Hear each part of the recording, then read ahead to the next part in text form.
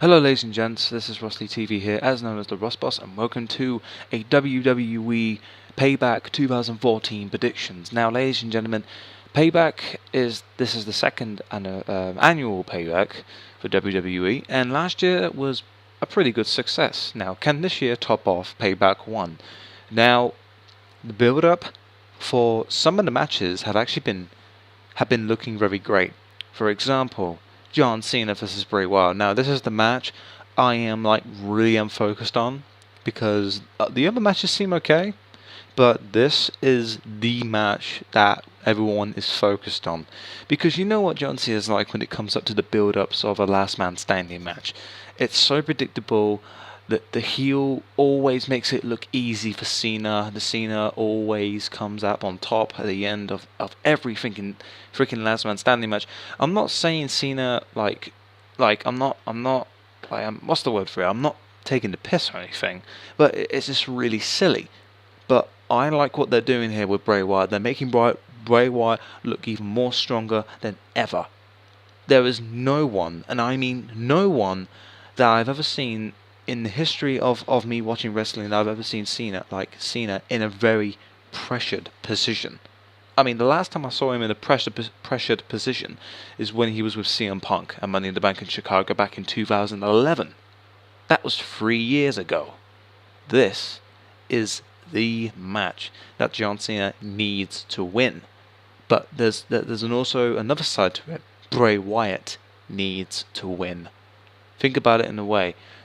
In this storyline, this complete build-up has been done so fucking brilliantly done. It just makes you think, holy fuck, this is like the best build-up. I mean, the WrestleMania build-up was great. The Extreme Rules topped that off, but this one for Payback is even better. It makes Bray Wyatt look stronger than Cena. It makes the storyline so much better. And no offense, no disrespect to it, like Stone Cold said in an interview about Bray Wyatt. He said something about look at all the tattoos and the physique of, for example, John Cena or Randy Orton or Batista. But a guy like Bray Wyatt, the way he moves in the ring, this is a guy that was known as Husky Harris, and we all thought he was going to be nothing, including myself. And ever since he came back with his Bray Wyatt gimmick, he is fucking insane. Fucking insane, ladies and gents. In this storyline with John Cena, it was the very first WrestleMania for Bray Wyatt, and he faces the face of the company, and that is fucking impressive, I'm gonna say. But in this match, Bray Wyatt personally needs this win. He needs this win because, to me, if Cena wins, what happens to Cena after Bray Wyatt? What happens to Bray Wyatt if he beats Cena? What happens? I don't know. It could be a double KO. You absolutely have no idea. Could there be a fourth match between Bray Wyatt and John Cena?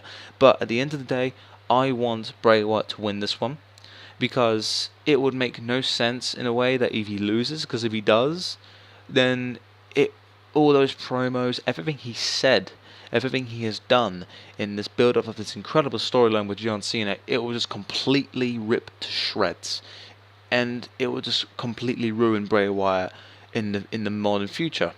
But either way, I can see this being the great match. Now, I want Bray Wyatt to win. The next match is Evolution versus The Shield number 2, and I'm gonna be quite honest with you. This build-up is definitely better than the Extreme Rules build-up. Like I said again with John Cena and Bray Wyatt.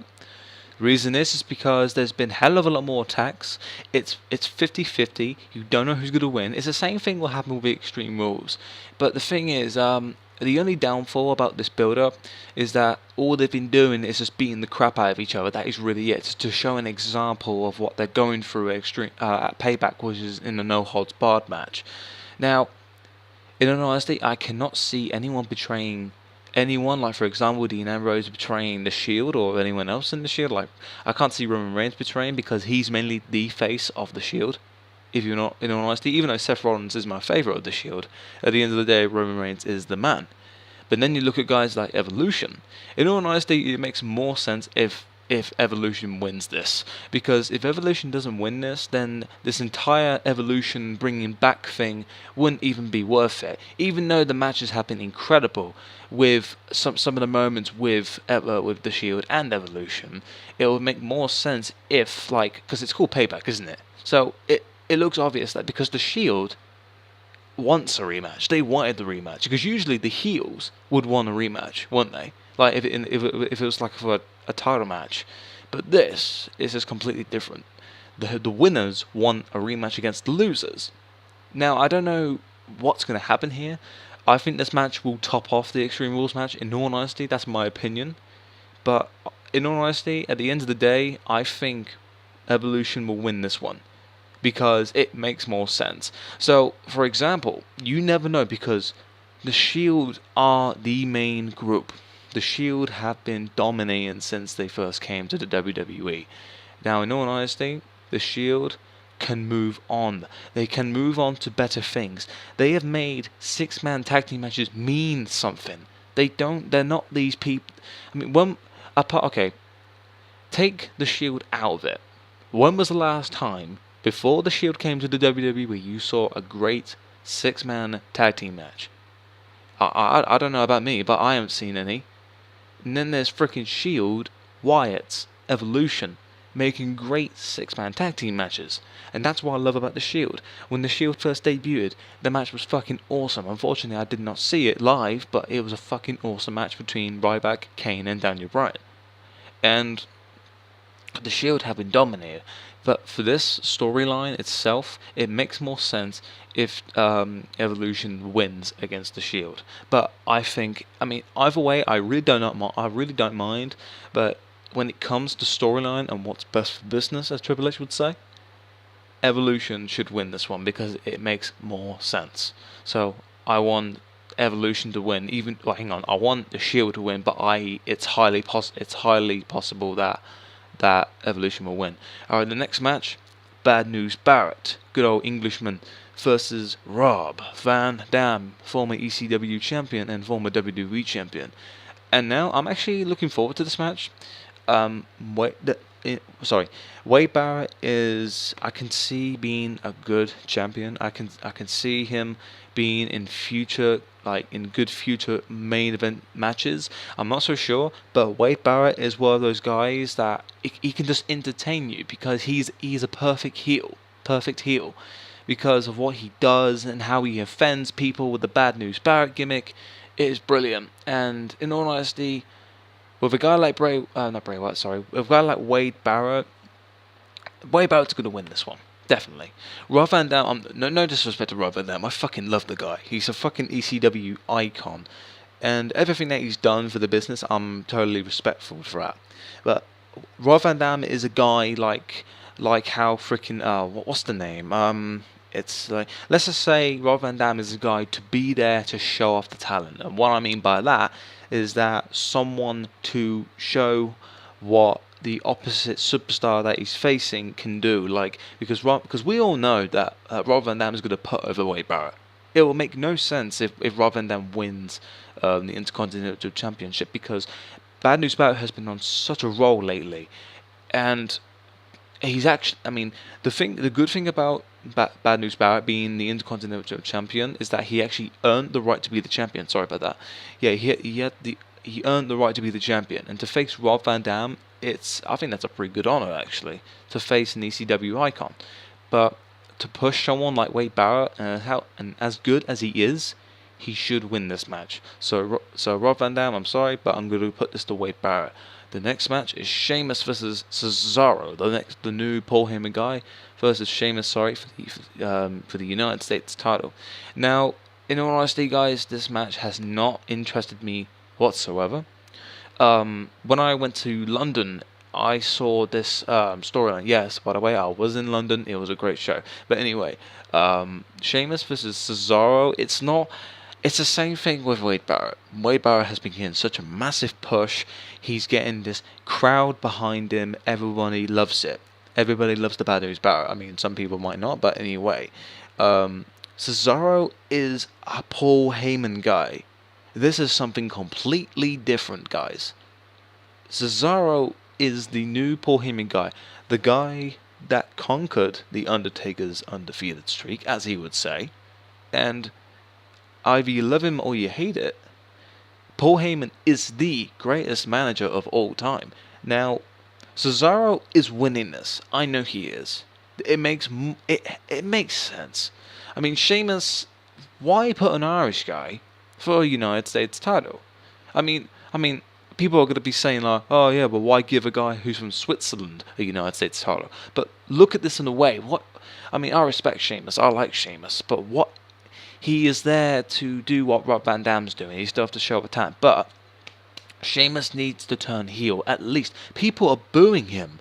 People have been booing him lately. Even in London, they were booing him. People that, when he won the United States title, they were booing him. So why not? That's the opportunity right there. Give him a heel, like a heel turn. It would be good if Cesaro. I know Cesaro is meant to be the heel in this storyline, but if Sheamus can turn heel like he did back in 2010, it'll be freaking awesome. Cesaro, I could see Cesaro being a face, because like this could be like a double turn, like Dolph Ziggler did with Alberto Del Rio in Payback last year. They could do something like that. That'd be really cool. But Cesaro is winning this, because if Sheamus wins, this Paul Heyman guy build up is not that good. It's not going to be that good, because why someone like John Cena put over Cesaro? And by the way, he did. John Cena did put over Cesaro in Belfast. No, wait, was it Belfast? I can't really remember, but it was the very last European tour. But anyway, yeah, Cesaro for the win. And I don't think Sheamus will have a good United States title reign anyway. But hopefully they'll have a good match. The next match is Paige versus, well, the Divas Champion Paige. Oh my goodness, Paige. Versus Alicia Fox. Now, this match seems as pointless as any match I've seen on the card. Now, when I went to London, when Alicia Fox defeated Paige, I was shocked. But it's a good thing in a way, because we need someone we need someone new. We need something that can like shock us and maybe win against Paige. I doubt it, but there's no one in the locker room or on the Diva roster that is anyone better than Paige or Natalya. And they're the two good divas. So why not put them two in a match? They're probably saving that for later, but at the end of the day, Paige is winning this, because the build-up has been shit. All they've done is Alicia Fox going fucking insane and then defeats Paige in a really crappy way by beating the shit out of her on Raw. That is really it. So even though it makes Paige look weak, it's just too predictable. Paige is going to win this one. The next match is the kickoff match. Oh my freaking lordy. The rematch of all rematches, ladies and gentlemen. Hornswoggle from 3MB versus I can't even say his name. El Torito. Yeah, that's it. From the last thing. I don't know the name. But anyway, that's just the kickoff match. I don't really give a shit about that match. I would say El Torito for this match. So guys, this is my Payback 2014 predictions. I will do my review straight after the pay-per-view. I really hope you have enjoyed this video. This is Ross Lee Pearson here, and he's logging out. Peace.